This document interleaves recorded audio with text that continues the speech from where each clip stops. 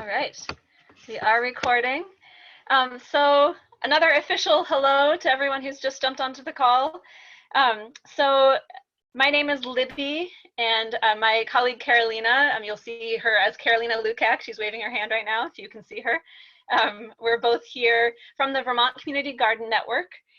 For those of you who don't know us so well, we are a small nonprofit. We work statewide across Vermont, and we help people grow where they live, learn, work, and play. So all different sorts of settings. Our primary focus is on communal growing spaces and helping people figure out how to manage those and how to provide educational opportunities in those spaces and all that good stuff. So that's what we do. We'll get more into some of our resources in a little bit. This webinar, I just want to acknowledge this webinar is thanks to the Vermont Agency of Agriculture, Food and Markets. Because of their Farm to School and Early Childhood grant, we're able to offer this to a broader audience as well, not just Farm to School grantees. So thanks to them.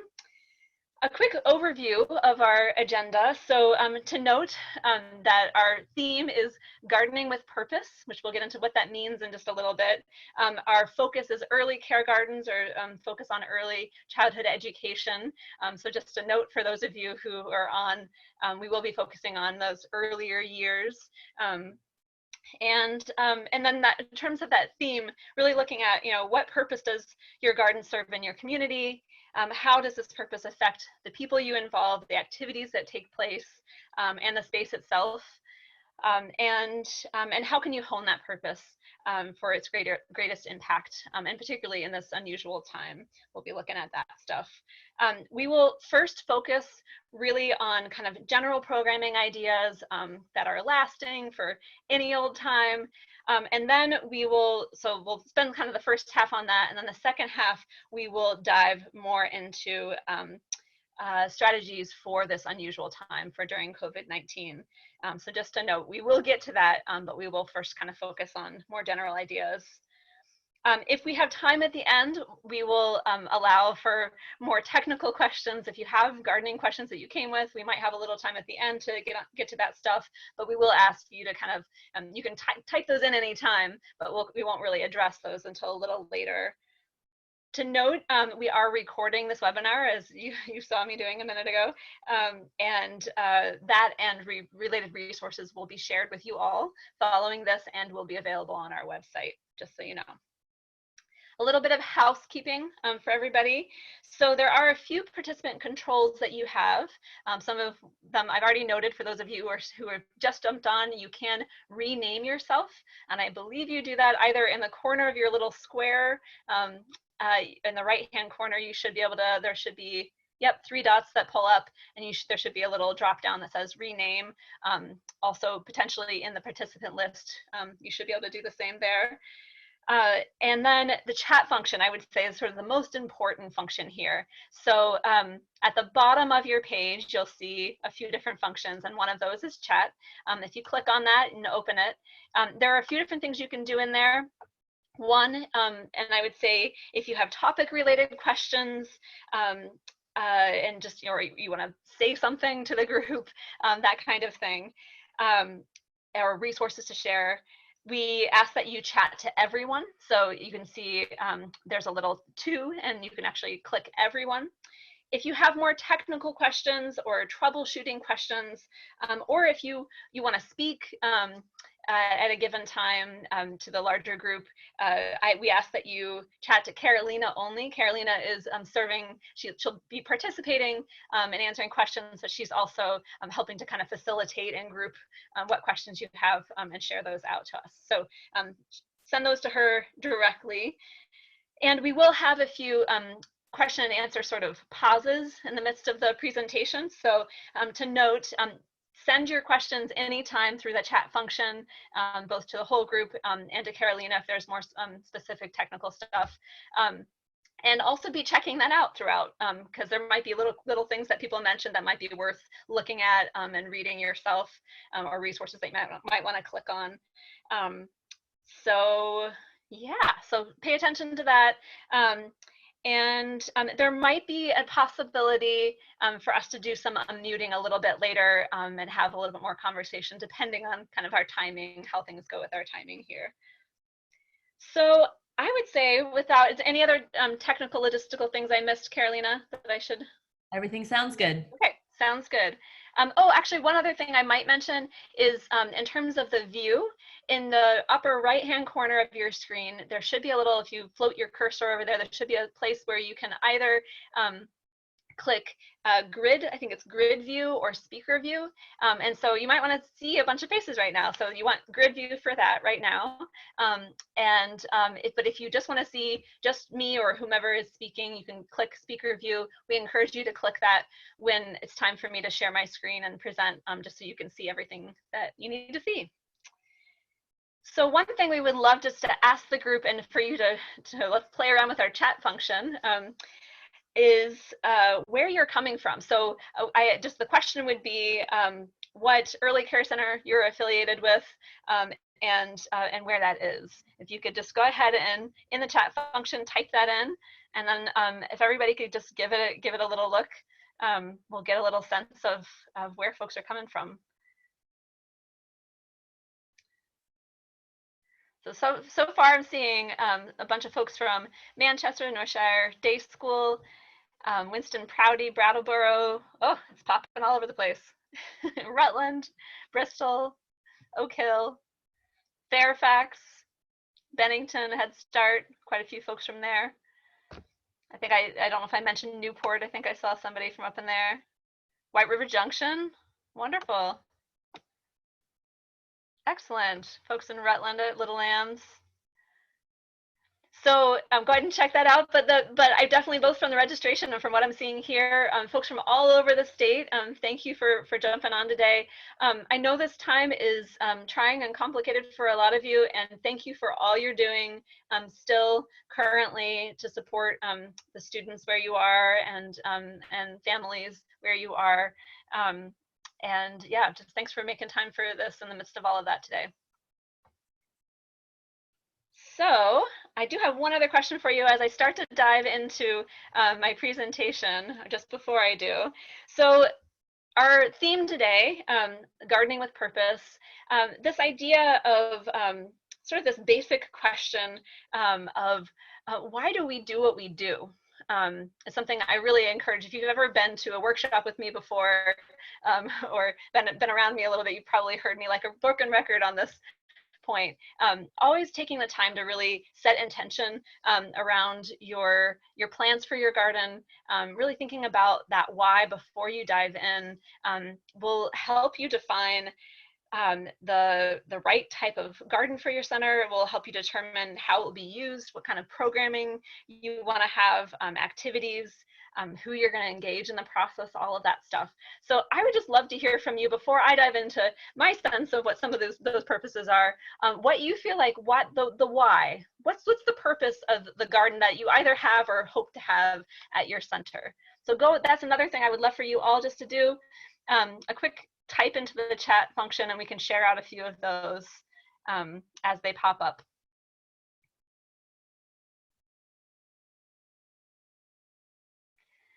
So I see the purpose of our center is to have local fresh food. Absolutely. What a wonderful thing to be able to do. To help children understand the farm to table concept, right? Where your food comes from, the full cycle. Yep.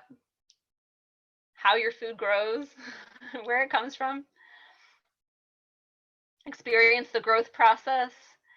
As a learning opportunity for children and families. I really like that piece. Your centers are set up in a unique way that you can have a lot of impact on those families as well, not just the students. Explore food. See how much fun it is to grow food.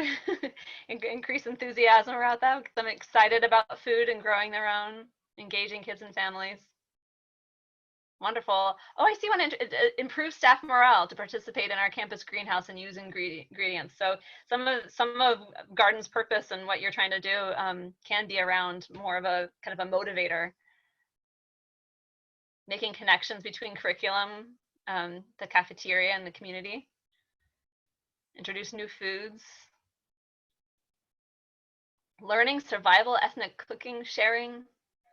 These are all wonderful ideas. So I'm going to let you keep keep populating this and keep reading them. These are really great ideas. And a lot of them connect to what we've been thinking about too. And so I'm going to go ahead and share my screen. All right. So like I said, these are all things that are really important to be thinking about right now as we're getting our gardens up and ready, as we're planning our programs, and also as some of our goals might be potentially shifting in light of COVID-19, what's possible in these spaces, what our priorities are, what our needs are, might be shifting. So, so definitely a good time to be thinking about this and spending some time with your team, whether it's remotely or in person, thinking about these sorts of things. So I do want to start with, there we go. I want to start with something that seemed to be the biggest questions that I was getting from folks in their in your registration and in some surveys that I did a little while ago. How will your garden's purpose connect with activities that are happening on site? A lot of people are asking about, what do I do with these young ones in the garden, and what are some resources to help me with that? So that's going to be our primary focus for the first half of our webinar. And looking specifically at developmentally appropriate activities for infants, toddlers, and preschoolers. I put on the screen these 3 resources, and there are so many more than these 3 out there in the world today. But both to help you and help me kind of organize this a little bit, I picked some of my favorites. One being Cultivating Joy and Wonder from Shelburne Farms, another Got Veggies, the Early Care Education Edition, and that is from the Wisconsin School Garden Network. And then Kids Gardening is a national organization. They're based here in Burlington, however, and they have loads of resources for all different ages, and some really great ones for early care. And so all of these are available on the web. You can, for the 2 curriculum guides, you can actually download them. You don't have to, wait for the hard copy to come to you. You can actually download those and check them out. And they're also all really great resources, I think, for our area in terms of climate and that sort of thing. So I do want to mention again, so for the next little bit, we're going to be discussing ideas for any time, and we'll be addressing the COVID-19 strategies kind of in the second half. So just to note, again, that's sort of our theme for the next little bit. So starting with that first resource that I mentioned from Shelburne Farms. So in terms of purpose, teaching and helping your students learn concepts through hands-on lessons in the garden. So there are loads of lessons in all of these resources and beyond, but a couple of things I wanted to point out. One of the ways that they sort of frame things in that Shelburne Farms Cultivating Joy and Wonder resource is this concept of big ideas. And the concept of big ideas is that they provide context and help us see the bigger picture. So it's sort of breaking down huge concepts, like in this example, there's sustainability based, into more kind of easier ideas that you can kind of plan lessons around. So in this particular example, things like big ideas of sustainability might be change over time, community, cycles, diversity, interdependence, fairness, and equity.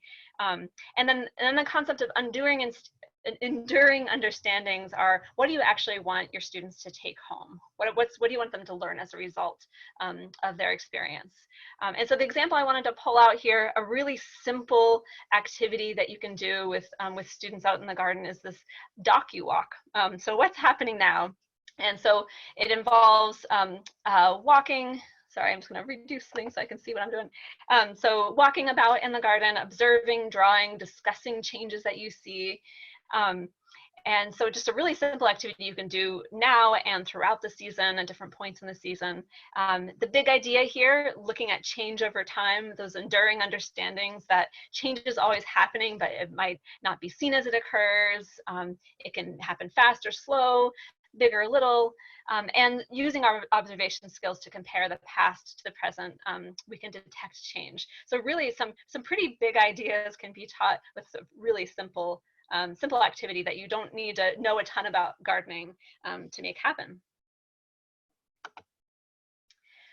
So another kind of side to this in terms of the design side of things, teaching concepts in the garden through hands-on lessons around themed gardens.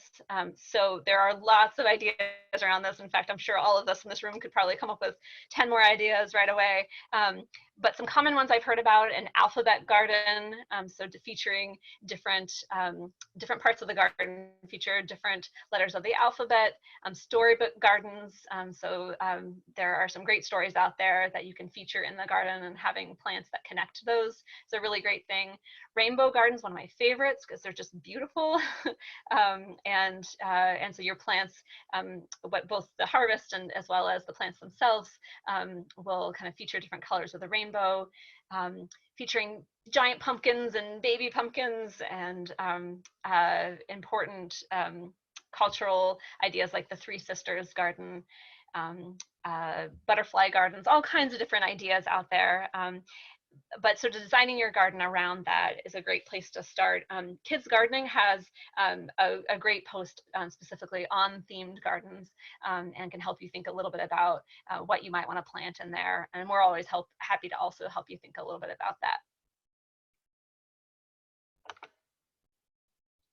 So the next piece in terms of purpose is the idea of skills building. How can you help your students build skills and really do meaningful work in the garden? That was a question I got a few times in the registration. And this resource, so this is from the Got Veggies Early Care Education Edition, from Community Groundworks and Wisconsin School Garden Network. They have lots of engaging lessons in there that are worth checking out. But one of my favorite pages, or a couple of pages, is their garden activity recommendations by age. And they just outline some really nice basics of what can I expect to realistically do with some of these different age groups out in the garden. With the infant group, probably more on the side of supervised exploration. With your toddlers, they can do some watering. Digging is a big one. Having actually a special space for digging is probably a great idea. And then some of those easy harvests, like picking berries and cherry tomatoes, fun things like that. Those 3 to 4 year olds can do a lot of those things. Plus, they can start to move materials around your garden, plant larger seeds and seedlings, pick off bugs. And preschoolers and up can do all of those things, plus do a lot more planting, sift compost if you have that on site, pull weeds, and do some supervised harvest. So a great resource just to help you start thinking about what can we meaningfully do in the garden together with these different age groups. So a couple other things to note when making sure that work can be meaningful in the garden, those skills can be built, is giving your students kid-sized tools. So wheelbarrows is a big one. This picture on the left-hand side, I love. I was there at the garden when this was happening, and this student was just like, that was his favorite thing. He was the guy who hauled the weeds to the compost pile, and he actually might have been the youngest one in the group. I think it was a lot of older students in that group, and it was his favorite thing to do, and luckily they had a tool that worked for him that can make that a meaningful task.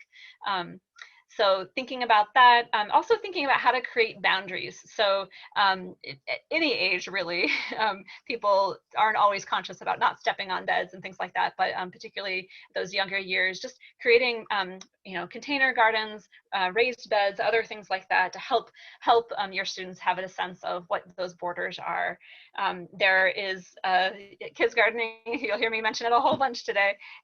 They have a post on container gardening for kids. We also have some container gardening tips on our website as well that you can check out. And then I'll also note something that can be a great tool to use within container gardens, or within raised beds, I should say, is the concept of square foot gardening, which you're welcome to look up a little bit more about. That means it can be a more complex idea or can be a very simple idea. And the simple side of it, I would say, is that you can create on your raised bed, you can actually create a grid with string or wooden slats or anything like that. And you create a grid, and each square in the grid is a square foot. And there's actually formulas out there for how many carrot seeds you put in that 1 square foot, or how many tomato plants you plant on that 1 square foot. And the kitchen garden planner, and I will send you all these resources following this workshop, by the way, but just to note, the kitchen garden planner from Gardener's Supply is a great tool to use with just kind of, it gives you exactly a sense of how many seeds to plant in this given area. And for older ages, you can put math into this. You can really get, it can be a more complex kind of learning opportunity. But for the younger grades, I would say it's just a great way to just really easily accomplish some of that planting. Like, you know, we're going to put this many seeds in this plot. This is your square that you're going to be working in. So kind of like reduce the size, the space that you're working in can make a big difference for making that manageable. So yet another reason to have your little ones out there, outdoor movement. So to promote physical and mental well-being, in addition to working in the garden, which promotes all of that, creating spaces for play. So on the right-hand side, we have a PTP, which is probably the most common thing we see in terms of structures in the garden, but a great place for kids to explore and play around in. The grape arbor structure that's on the left-hand side is actually from the family room garden in Burlington, and a great way to kind of create some shade in the garden for playtime.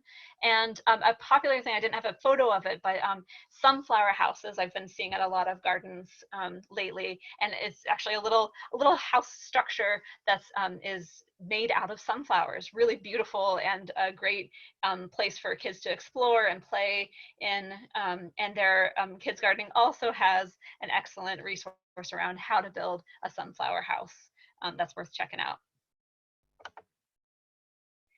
So exploration and connection. I've heard that, I saw this in a few of the ideas that came up in our chat. Exploration of new foods, new landscapes. So there are loads of resources on this sort of thing, but a couple that I want to point to. So on Kids Gardening page, there is an In the Weeds with Christine video that pops up every once in a while.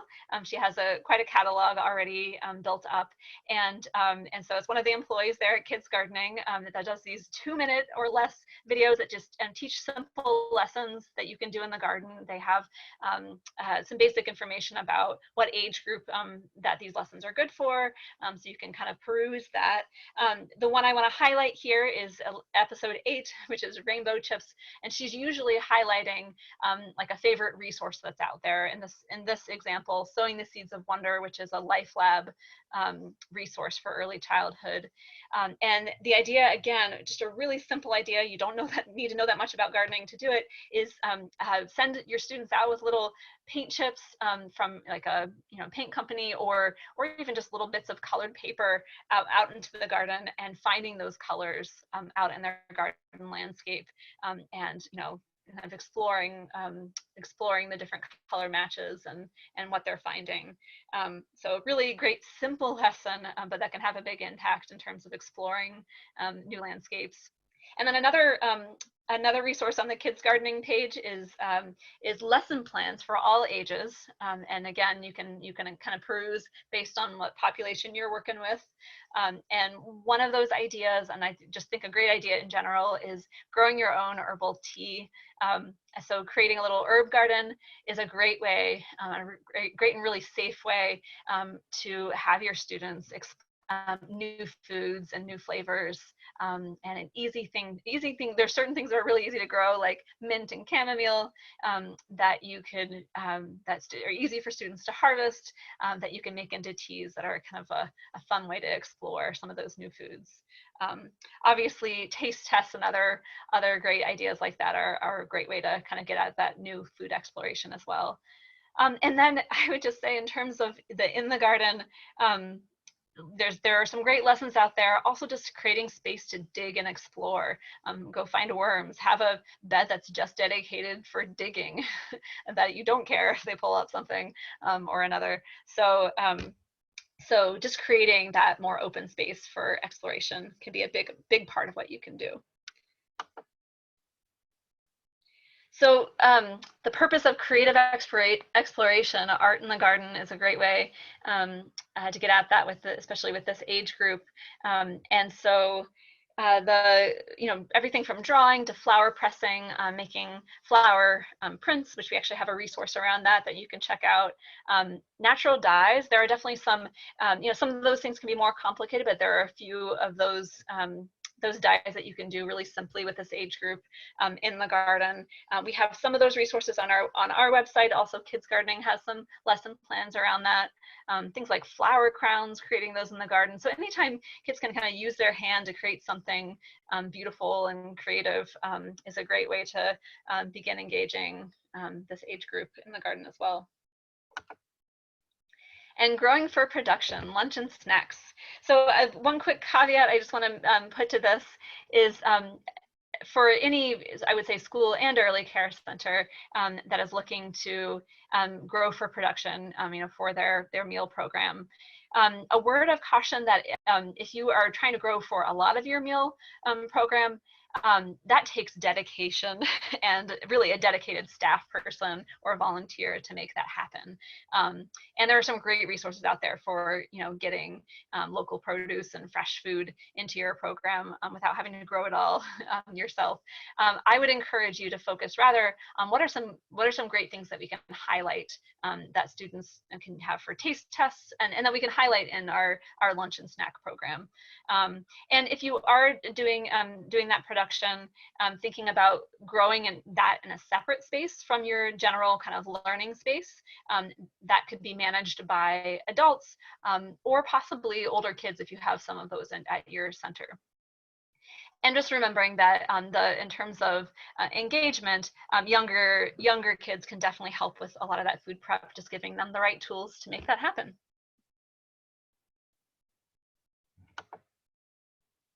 All right, I think the last category that I wanted to dive into is the idea of engaging and supporting families. I think that was also mentioned in our chat.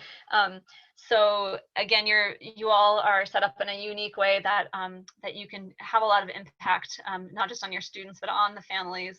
And doing that through food, activity, and just general connection. So so sending home, I've heard quite a few groups talk about, sending home recipes and food. Some backpack programs I've heard about, whatever is growing in the garden, whatever the students are learning about and eating at the center that particular week, sending that home in a backpack with the kids along with a recipe, so that there's that carryover is, I think, just a wonderful idea for creating continuity and connection. You can do the same with activity ideas, so that you can kind of continue some of that beyond the school day and beyond the after school time. And then, of course, celebrations, workshop, work parties, those are all great ways to have a lot of that connection. I'm not going to focus a lot on it right now because obviously we need to hold off on that for the time being, but it's a great idea to return to and to think creatively about. Oh, I just went back one. All right, so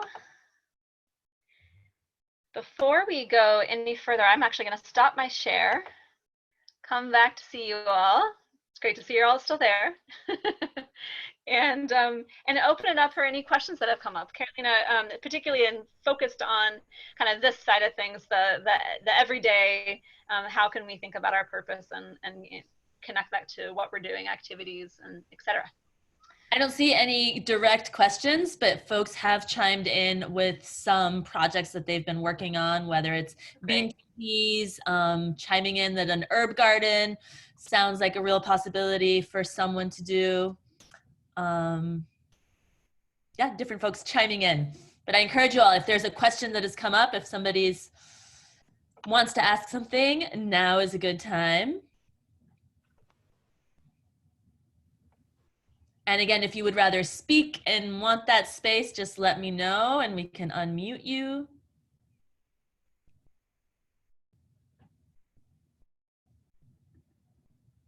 Oh, I see it. Somebody talking about starting vermiculture.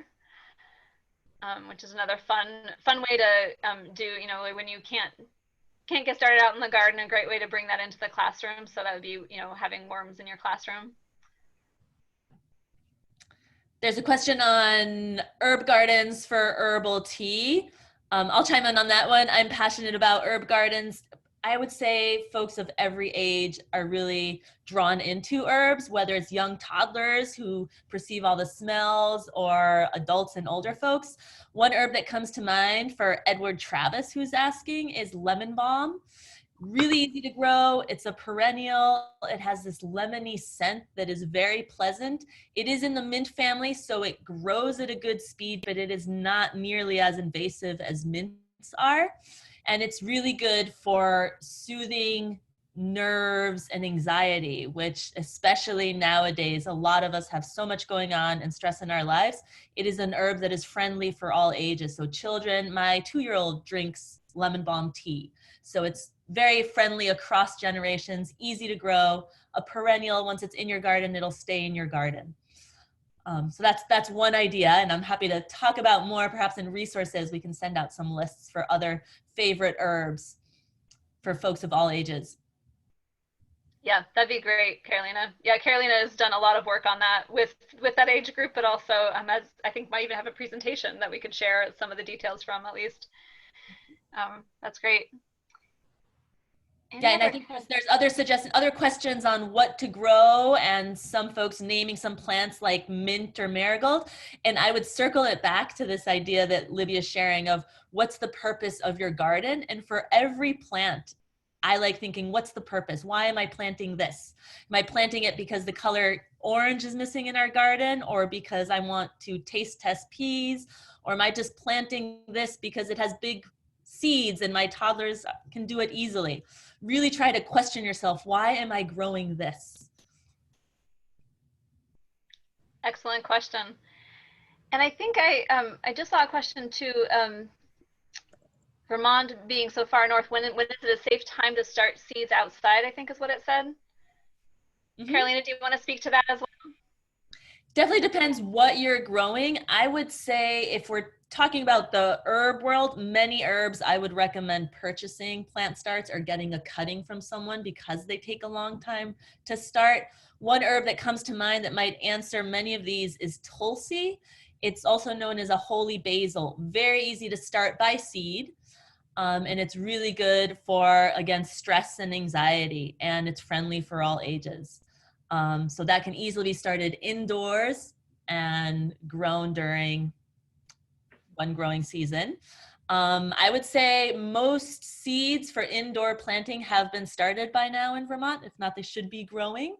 And for outdoors, most plants, I would say by the first week of May, if you're direct seeding outside, you're probably doing that by the first week in May. That said, many of us are staying at home until mid-May. There is still plenty of time in our Vermont growing season to get plants in the ground, second half of May, even into early June. So the more specifics, again, happy to talk about further along, but there is time and there are possibilities for what to grow inside and what to directly sow outside. Excellent. Thank you, Carolina, and thank you all for, it looks like a lot of people are chiming in on the chat as well. So keep the questions and ideas coming, and keep checking your chat. Those conversations are great. So I am going to transition to talking a little bit more about this unusual time, kind of strategies related to COVID-19, and then we'll have time to return to the Q&A and really dive into that a little bit more. All right, so shifting our strategies. So Vermont Community Garden Network, we recently have developed some what we're calling the COVID-19 guidelines for safe community gardening. We also have quite a few resources related to all of this on our website. If you, we will send this out following the webinar, but if you go to our webpage, on the primary scroll, it should be the first picture that pops up, but if not, you just scroll through and you can learn more and check out those guidelines for yourself. A lot of great resources there. Those were developed based on CDC guidelines, governor, mandates, and lots of creative ideas from people doing this work from across the country. So just know that when we continue to update those guidelines based on any changes in information, so there's actually a PDF on there that you can print out and post in your garden. So I'm going to just spend just a little bit of time going through what I think will be the most useful bits for our conversation here today. And I would just start by saying, I think the most important thing you can be doing, which by being on this webinar you've started, is thinking ahead about how you're going to approach things and staying safe. The kind of the when in doubt, stay home, or when in doubt, exercise caution. So starting with social distancing, something we're hearing a whole lot about.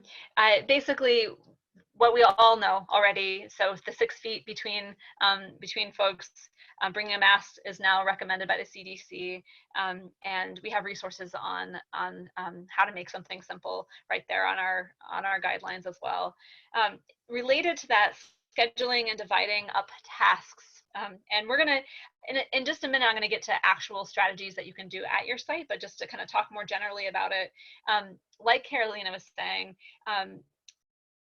it's not, so definitely we can be planting right now. There are things that we can be doing right now in the garden, but if you can't get out there, and if it doesn't feel safe to get out there, we are encouraging folks to wait, to at least wait to gather folks in the garden until we feel like we have flattened the curve and that things are safer. So just have that in your mind, that it's not too late yet to plan, and we have a little bit of time even within our current timeline that we've gotten from the governor. If you are bringing folks out into the garden, whether it's now or a little later in the season, scheduling, so having shifts potentially, and scheduling at least a half an hour break or more, or scheduling people on different days for between groups to wipe down shared services with a bleach solution that I'll mention in just a minute. So just making sure that sanitization happens in between groups is important. In terms of disinfecting, a few I think important points. One is hand washing, super important. We've all been hearing that, and we know the amount of time, and you all work with little ones and probably already knew the whole happy birthday thing. But if it's hard for groups of people to get into your facility to wash their hands, one thing that we are encouraging is setting up hand washing stations actually in the garden or at the entrance and exit to your garden, just to make that a really easy thing that people can do between activities or when they first enter the garden. I would highly encourage that. And on our guidelines, there's actually a link to really simple instructions for making a tiny little hand washing station. Really simple thing to do. Also, in terms of disinfecting, inventorying all the areas in your garden where people commonly come into contact. And I recognize with the age group you all are working with, that could be probably any surface. So obviously thinking about that a bit, but particularly if you are inviting groups of volunteers in, thinking about things like spigots, hoses, handles, gates, if there are shared tools and carts, things like that. In thinking about what those spaces are, potentially, thinking about those spaces are, and then really making sure that you thoroughly wipe those spaces down with disinfectant between when people are touching those. If the surface is visibly dirty, you're going to want to wash it with soap and water before you use a disinfectant solution. And the disinfectant solution that is being recommended is 5 tablespoons of bleach per gallon of water. And again, this is all on our guidelines, so you can reference that. Leave a solution on the surface for at least 1 minute and use paper towels and dispose of after each use. Even though none of us like to waste things, this is a time when we just need to use that extra caution and put it in the trash. And it's always a good practice to wear gloves. However, gloves do not replace proper disinfection procedures. So the outside of your glove can still transmit diseases to yourself and others. If you wear gloves, be sure to wash them after each use. A really important piece. Limiting, even though this is not in our nature in communal gardening spaces, limit sharing in general and sharing of tools and equipment. So for this time period, close off your tool storage shed if you have one, remove community shared tools and equipment for the time being if you can, if that makes sense for your site. And obviously wiping them down and with those instructions if you can't. A few alternatives for that tool sharing. One is assigning tools and associated tasks to specific gardeners for the season. So for your little ones, that might be a little less likely, but if you are using groups of volunteers, that could be a great way to get at that, or families that are coming and doing some of the work, have assigning them certain tools that might be good for use for certain tasks. Asking gardeners to bring their own and use those tools when they're in the space is probably the best thing to do, but not always possible. So consider asking your community for tool donations for individual use for those who don't have their own tools at home, and obviously using proper disinfection procedures when accepting those donations is super important. When you're sharing produce or using it in meals, practicing your usual food safety protocol.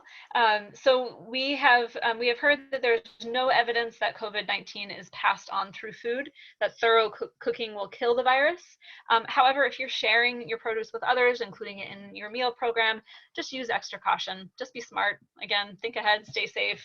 And there are also some links to some kind of food safety protocol just to keep in mind if you don't already practice that.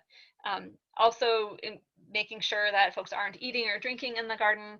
I would be a little bit more careful, and I don't love to say this, but I would be a little bit more careful right now of students just picking something off a vine and tasting it. I feel like that's something we usually want to encourage more of, obviously supervised, but we want to encourage more of. And I think during this period, I think we want to be a little bit more cautious about that kind of in-garden tasting.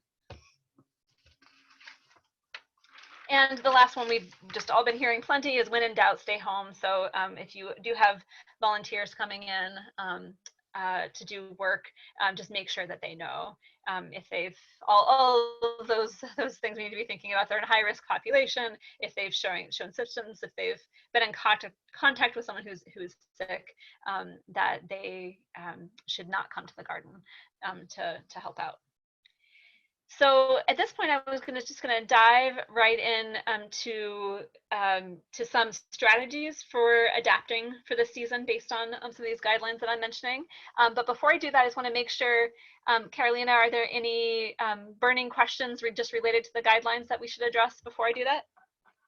No burning questions, and some other questions have been answered in the chat as we've been. Okay, excellent. Thank you, Carolina. All right, so we'll just keep moving along. So addressing how to operate the season in the garden. So say your facility is still open, and you are just trying to think about how do we navigate in this space. We've mentioned it a few times. You can definitely start later.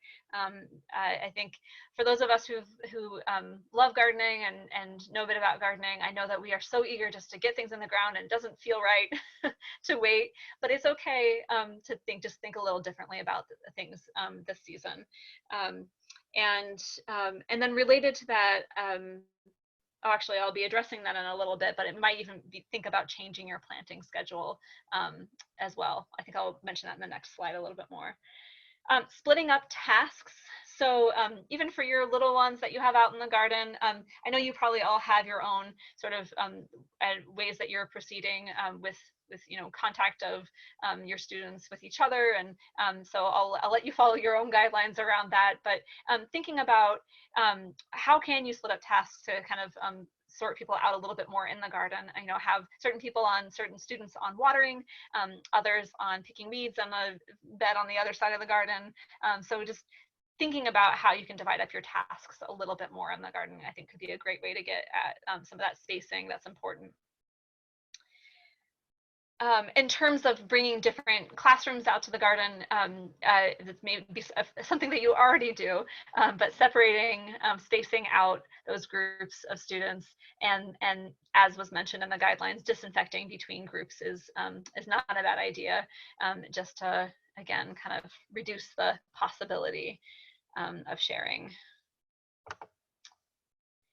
So addressing closures and reduced programming, I think this is probably a more common category for a lot of you, whether you are actually just closed for the time being, or you are just so stretched thin that you just can't do too much garden programming right now. All really, real situations that are happening around the state. So I imagine a number of you are already doing this, sending at-home activities, ideas for families. And so through whatever route you're already doing that, there's some great gardening resources out there. Kids Gardening, I've mentioned quite a few times, but they have actually have a post that they put on recently, which is easy parent and kid gardening activities. So again, really simple things for even for people who've never gardened before, things that you can do even with household, food scraps. So you don't have to be a green thumb or even have much garden space to do some of those activities. The School Garden Support Organization Network, another one that I'll mention. They have a forum that I would highly encourage you joining. Because there's a great conversation that happens around that.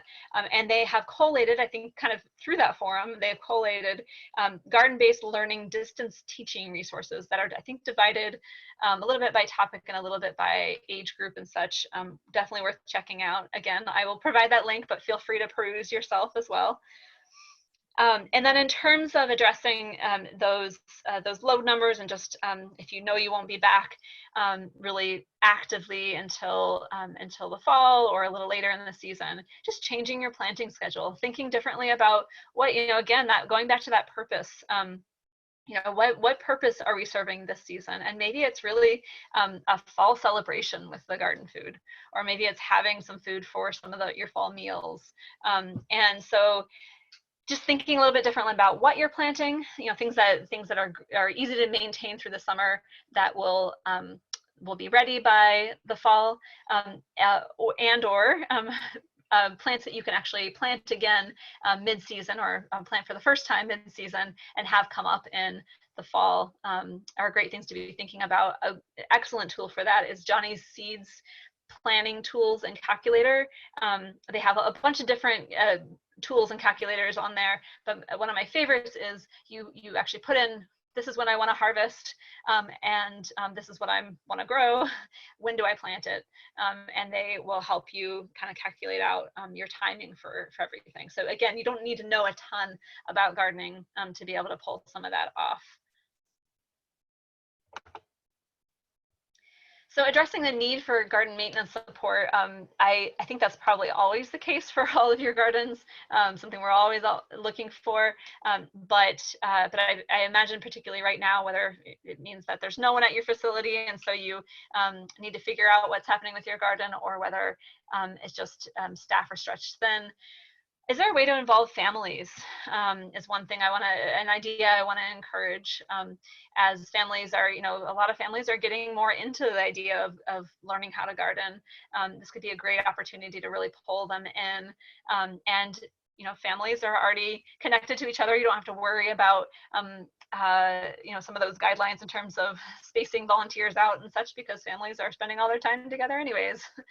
So thinking about separate shifts for family members, and you can do that in a number of different ways. So everything from assigning different tasks for different parts of the season to different families, assigning a family to a given week, or having a work day when you have one family in the morning, another one midday, and another one in the afternoon, assigning them to a given garden bed if you aren't using it for your programming, that they are just in charge of that one garden bed for the whole season. So lots of different ways you can get at that. There's some tips around making that successful. So emailing or posting in the garden actual instructions and helpful tips for, this is what we want you to do, if there are some specific instructions that you want them to follow. Obviously, those guidelines that we talked about, making sure you post those around the gardens, make sure you have some kind of orientation, whether it's virtual or in person, to let folks know these are the important things we need to follow. Some people are saying that, and I think it depends on how much you know the family, but it might be important for the garden coordinator or whomever sort of overseeing the garden to be present during some of these, if there are work parties happening, that you can kind of gauge based on what you know. That disinfecting in between shifts, that's important. And then taking home food. So a great incentive to get people, families involved, but also just a really great outcome. And then related to that, recognizing that families are always looking for great sources for fresh produce, particularly now as budgets are spread thin. And I'm definitely hearing a lot of folks talking about at different community and school and early care gardens about what role can we play in helping families get the food that they need. And so there could be a role for some of these gardens, depending on what programming is already happening, what's sort of safe to do at your facility, recognizing all of that. But if it does make sense to, a number of programs actually send home produce with gardeners, with family members, and then others are looking. Maybe we start growing for the food shelf. Obviously, having a conversation with your staff and with food shelf staff as well about how that would work is really important. I know a lot of food shelves are and other places that are accepting kind of emergency food are overburdened right now, but they also have a higher need. And so having a conversation about what types of food they might need and what kind of support would be most helpful is a great idea to be doing that now if you're interested in that route. Also thinking about, I imagine a number of you are sending, a number of sites have started doing free meals for families or something of that sort. And so thinking about, are there gardening resources that we can include with when we're providing meals or other resources, like seeds would be a big one. Thinking about things that are easy for people to grow at home. We do have some free seeds still available just by a small donation at our director's house. If you put in a request form, she will send them to you. They are starting to dwindle, but just know that the resource is out there. We can send more information later on that. And then if you already are still, kind of continuing to communicate with families, via email or Facebook or other virtual routes, thinking about sharing at-home gardening and cooking with fresh veggies information, just to continue to support families in that way as well. I think those were all of my primary ideas. I did want to share, just kind of recap on some of the resources that we've already mentioned. The Vermont Community Garden Network, that's us. So a couple different things. We mentioned the COVID-19 guidelines and resources that can be found on our main page. We also have our Garden Organizer Toolkit, which has loads of resources, maybe overwhelmingly so. We can highlight a few of those in our the email that we send out to you all, but feel free to peruse that as well when you go to our website, and just lots of great resources to both on the how-to side of things, on the learning side of things, and on the organizing people aspect of community gardens. Shelburne Farms, I want to take a nod to Shelburne Farms. They have some great educator workshops. Once those get up and going again, would be worth checking out on their website. Also, Cynthia, I don't think could make it on our call here today, but she is a wonderful resource from Shelburne Farms, specifically through early care, early childhood education. And I know a number of you are already working with her, but if you aren't connected with her, there's her email address. She said, feel free to email her. She's a really wonderful contact, particularly around kind of certification and other educator sustainability education, farm to school education, and she is an incredible gardener herself. So she's a wonderful resource on top of all of these other resources. Kids gardening, I've mentioned so many times, so y'all can look that up. Vermont Farm to School Network, we are definitely, as a network, really thinking actively about how to support schools and early care centers during this time and always, but particularly right now. And so keep your eye out for resources on that network. Wisconsin School Garden Network, that was where that early childhood education resource came from, the Got Seeds Guide, and they have a lot of other great resources, and they're a similar climate to us, so kind of a good connection. And then I had mentioned the School Garden Support Organization Network too, and their forum that I would recommend getting on. So I am going to leave it at that and leave a little time for some question before we close up. So I think I'm gonna stop my share. I can come back to it if anybody requests. But come back to your faces. Carolina, what's going on in the chat? I don't see any questions, but I am sure there are some questions. So please type in your questions if you have them about any of these sort of shifting strategies. Also ideas. If you would like to talk, let's see, we have 32 people on here. If you would like to talk, just let us know and we'd be happy to unmute you and have a little bit more of a conversation about some of these things. So just let us know.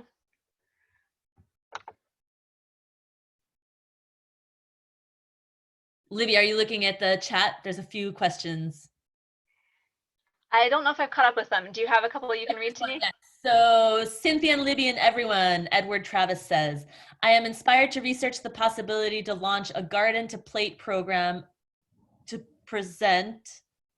Any experience, anyone to implement this? I'm not sure I read that correctly, but. Yeah, awesome. I see a thumbs up from Edward. Great. So specifically, just to clarify, Edward, I can see your picture, so please chime in. You're looking to launch a program. So any ideas for kind of how to launch this with your chef specifically? Is that right? So any ideas out there? I'm going to open that up to the group and see if anything comes up in the chat, or if anybody wants to. I would love to hear some voices. Would actually be great.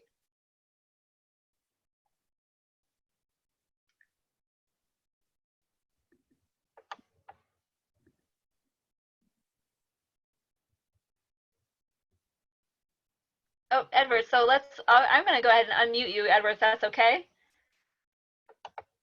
Yes, go ahead.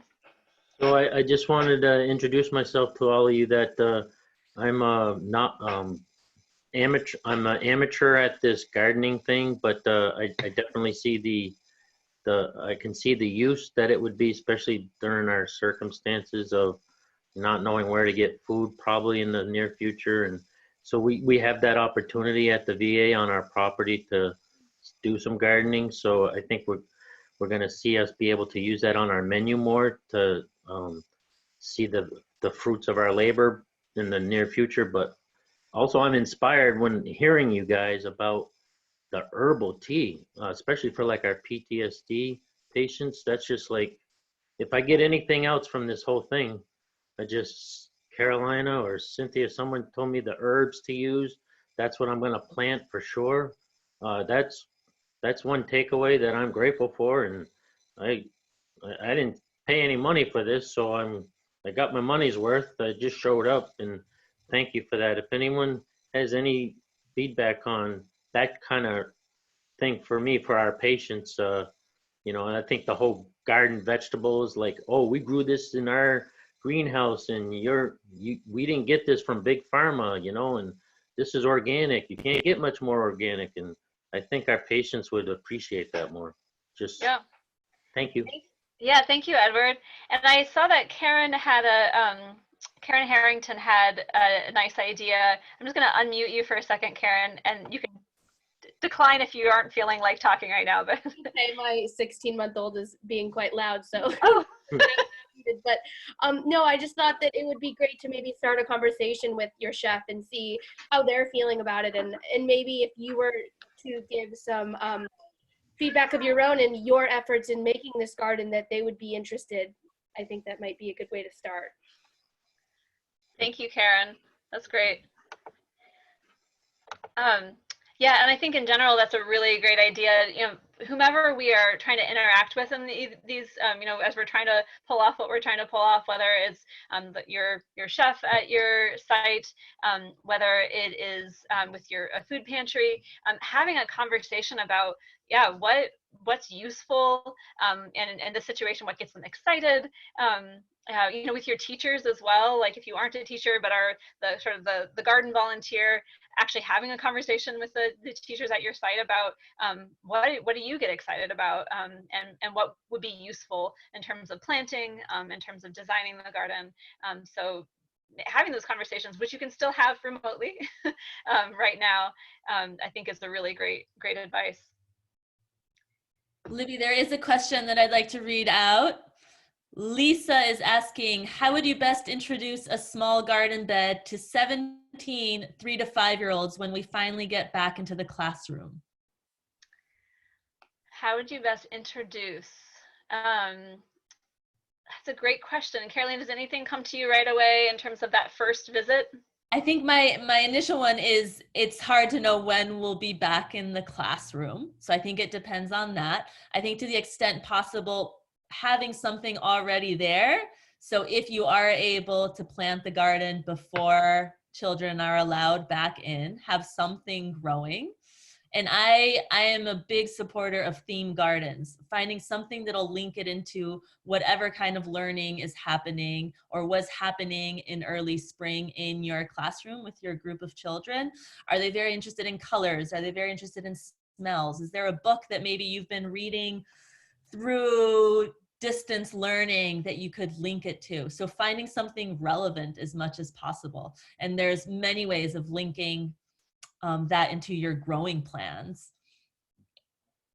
Yep, and I've just seen now too, I think a number of people mentioned the book as a really great way, especially for this age group, of just getting the ideas there, getting the excitement there, and introducing those ideas. Yeah, that's wonderful. Any other ideas for kind of introducing this concept to your kids if they haven't been introduced to it before? And feel free to chat or ask to speak.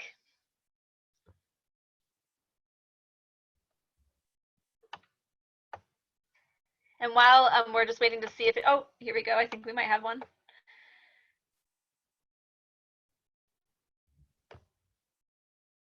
So I see a question on any suggestions so I'm a lead gardener in our garden, and it's been hard to motivate teachers to get involved. Any suggestions to motivate my classroom teachers to build curriculum?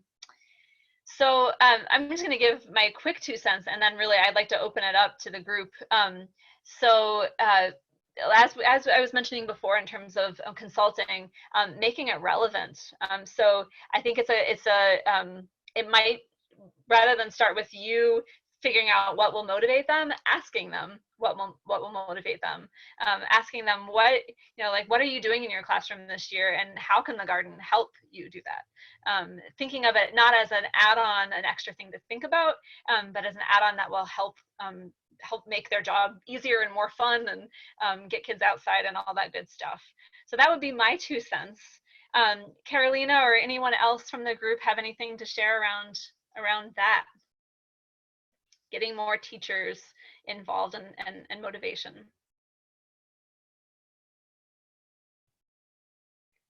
So one resource I see here, Harvest of the Month curriculum is an excellent resource, and actually so Harvest of the Month is really excellent. All the resources I already mentioned, plus tons more curriculum resources, guides that you can either demonstrate in the garden or hand off to teachers, are great, just because here's a link. And then some of those ideas I shared those particular ideas on purpose, because they're just really simple things that really any teacher could do. They don't need to know a lot about gardening to utilize that space. So having those curriculum guides, and again, I would say sometimes handing them off is a useful thing, but often taking a moment to demonstrate, if you have professional development days or other times when you can actually get teachers out into the garden, and just, maybe it's a professional development day, it's the fun thing you do at lunchtime, and just a fun activity that gets teachers excited and more comfortable in that space, I think is a big part of that. So I'm having a hard time keeping up with the chat. Anything else you see, Carolina? I see Wendy's hand is up. So Wendy, I'm going to unmute you. Although I don't think I can. Maybe you can, Libby. Unmute. Okay. So Wendy, you have such a nice large group. It takes me a little while to find you. Oh, there you go. Hear me now? Wendy. I tried sending a chat question, but I'm not sure if it worked. I was thinking about themes, and in our classroom, we've talked about bears and honey. So I was wondering, is it dangerous to have flowers that would attract bees to help explain the production of honey? Is that in past gardens with my own little kids, we've grown decorative flowers or nasturtiums over a chicken wire frame to make a little tunnel. But I'm just thinking about a classroom situation. Do you want flowers that will bring bees? You can't tell the bees, don't come between 11 and 1 because we'll be in the garden. So Right. your take on that would be useful. Yeah, great question, Wendy. I think that's going to be, my initial response would just be, it's the comfort level of your center and your teachers, and if there are any serious allergies that you need to be concerned about among your students. So I don't want to do like a catch-all, like, oh no, it's fine, and then it's not fine. But generally, I think definitely in a lot of school gardens, you hear, pollinator gardens are becoming a really popular thing. Bees are so important to pollination and making things happen, not just among flowers, but among a lot of our vegetables as well. And so you're probably going to get them either way to a certain extent. So having some certain flowers or certain things in your garden that help to kind of teach that lesson, I think is not a bad idea at all. I think it's a great idea. But I would just, I would have that conversation with your team, would be my 2 cents. Anybody else want to chime in about that based on things that they've done or not done at their facility?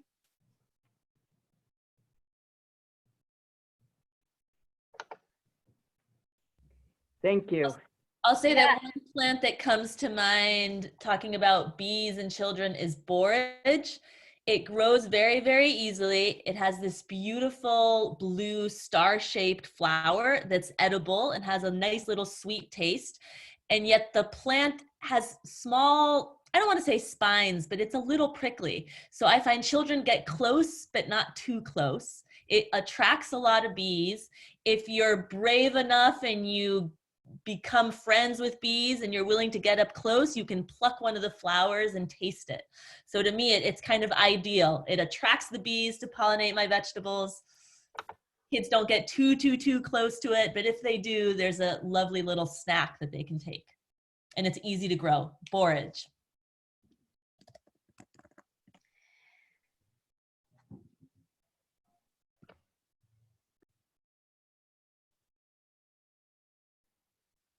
All right, so there was another comment a moment ago. I apologize, it takes me a little while to read through things. And yes, folks are chiming in on allergies for sure, above and beyond everything, as Libby said. Yeah, definitely having that conversation, having it not just be an assumption, I think is important. Absolutely.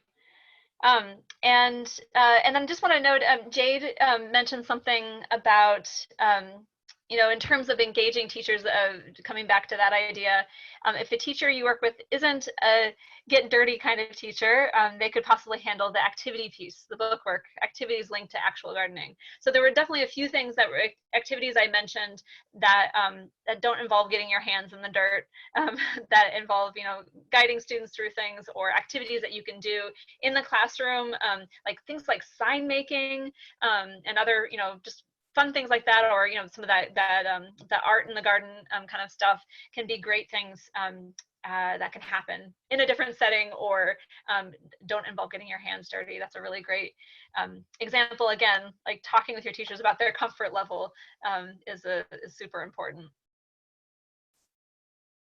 Great. So we're getting close to our wrap-up time. That just flew by. I guess I just want to make sure there aren't any last questions. We will be following up. So if there is anything kind of lingering that we feel like we didn't address in that busy chat, we can follow up with some of those as well. So thank you all for taking the time to be here. And a couple things to note. So I will be following up. I had mentioned before that this webinar is being recorded. And so a recording of this will be available, I think probably starting tomorrow on our website. And I will also, along with that, share the chat log. So we'll have any resources that were shared, other questions and answers that were relevant that would be helpful to highlight. And then an evaluation I will send you via email. So I have all of your emails. Not the best to send it the next day, but I still really appreciate if you all would fill that out tomorrow when you get that, while it's still a little fresh, and just let us know how this went. And because we often do in-person workshops. That's what we're more used to doing. We spend a lot of time in person with folks around the state, but we may be doing more of these webinars, and would love to make sure we're serving you well in that capacity. And then I also want to mention just website resources, VCGen website resources in general. I had pointed to those earlier. So check out our website, check out our Facebook page. You can join our closed Facebook group to continue this conversation. A great way to just ask your questions directly to other people who are doing this sort of work. So we will make sure you get those links if you don't already know how to find those. And also to note, we've just started, as of last week, started doing a weekly garden chat on Thursdays at 11 a.m. For now, that seems to be the time. It could shift, but I think that's probably going to be the time. We'll be doing that for as long as we feel like people are still interested and people are still signing up for it. There is a little quick pre-registration, just like this one. It's free, it's easy, and it's very informal. We just had a small group last time, and we just opened it up and had a chat about what are people thinking about right now. We can talk about this sort of stuff and programming stuff. We can also just talk about what's happening in your garden and what questions do you have, or what are you what are you worried about bug-wise, or when do you plant, those sorts of things too. So another great resource that where we can continue this conversation. And then the last thing I want to mention is professional development certificates. I know a number of you are probably looking for those. I would just ask that you reach out to me. So you send me an email and say, I would like a professional development certificate. Here's my full name, and any other details, that are not just the traditional professional development details that you need to make sure are on there. I will send you a PDF with that once I hear from you. And you can email me if you don't already have my email address. It's Libby. I think you actually probably see my name on the screen, Libby, at vcgn.org, standing for Vermont Community Garden Network. So for that reason, you can get in touch with me, and also just if you want to talk about any of this, that's what I'm here for. Carolina too, as you heard Carolina talk quite a bit, she's our garden education manager, and also has worked a lot with this age group, and so has lots of great ideas, and so another great resource to tap into. So Carolina at vcgn.org. So I think that is our time, and thank you all again for taking the time to be here. Any last things you want to say, Carolina, before we close up? None. Thank you, Okay. everyone. All right. Stay safe. Thank you all for all that you all continue to do for families and kids out there around Vermont, and stay safe and well.